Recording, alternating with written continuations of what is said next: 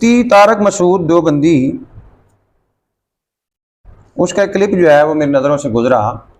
اس کا کچھ عنوان یوں تھا کہ محرم الحرام میں پانی کی شبیل لگانا کیسا ہے. تو اس حوالے سے وہ بڑی بونگیاں مار رہا تھا کہ یہ جائز نہیں ہے، یہ رافضی کرتے ہیں، ہمیں اجتناب کرنا چاہیے، یہ ہے وہ ہے. اس طرح کی بے تکی اور بونگیاں مار کے اس نے وہ ایسے ہی وقت ضائع کیا ہے لوگوں کا. تو اس حوالے سے میں اہل سنت والجماعت کا جو موقف ہے میں اسے بیان کرنا چاہتا ہوں.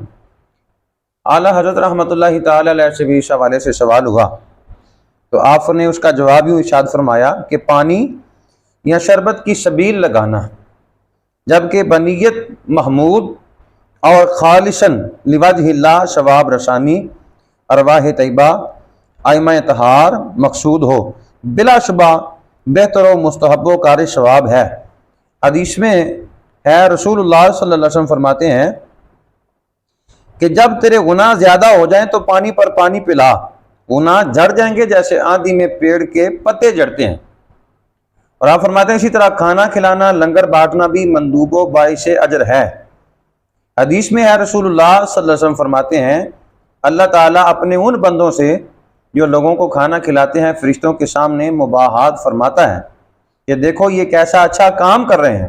اللہ اکبر کبیرہ. کہتے ہیں کہ اس کو ابو شیخ نے ثواب میں حسن سے مرسل روایت کیا ہے. تاریخ بغداد کے اندر یہ روایت ہے. مگر لنگر لٹانا جسے کہتے ہیں کہ لوگ چھتوں پر بیٹھ کر روٹیاں پھینکتے ہیں، کچھ ہاتھوں میں جاتی ہیں، کچھ زمین پر گرتی ہیں، کچھ پاؤں کے نیچے ہیں، یہ منع ہے کیونکہ اس میں رزق الہی کی بے تنظیمی ہے. اللہ اکبر کبیرہ. اور بہت علماء نے تو روپوں پیسوں کا لٹانا جس طرح دلہن دولہا کی نچھاور میں معمول ہے منع فرمایا ہے کہ روپے پیسے کو اللہ عز و جل نے خلق کی حاجت روائی کے لیے بنایا ہے تو اسے پھینکنا نہ چاہیے. روٹی کا پھینکنا تو سخت بےہودہ ہے. تو یہ آپ نے فرمایا کہ ہاں یہ جو لوگ چھتوں پر چڑھ کر پھینکتے ہیں ایسا نہیں کرنا چاہیے، اس میں اللہ تعالیٰ کے جو عطا کردہ رزق کی بے حرمتی ہے، بے تعظیمی ہے، لہذا اسے اجتناب کرنا چاہیے. باقی آپ شبیل لگائیں، پانی پلائیں لوگوں کو، اللہ اکبر کبیرہ، جو اس میں ثواب ہے اور یہ چیزیں باعث اجر بھی ہیں.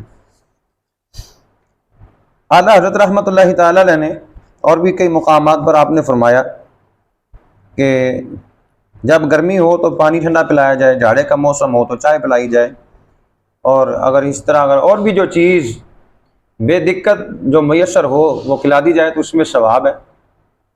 تو لہذا یہ کہنا کہ یہ جائز نہیں ہے یہ سراسر زیادتی ہے اور یہ حماقت ہے.